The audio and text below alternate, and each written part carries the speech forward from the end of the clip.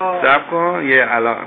داداش مجید جا البته میای دیگه میبینی دیگه یه 10-11 روز دیگه میان با آرکو هستیم و Uncle Jalil in Tehran in his house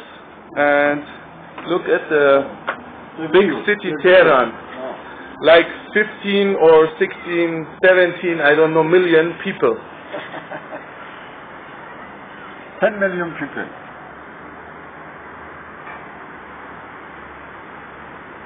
این فرودگاهیه که تو اومدی برای هواپیما میشینی اینم اون برجی که توی ایران ساختن آره شما هم داریم شهرتون دارم همون بله داریم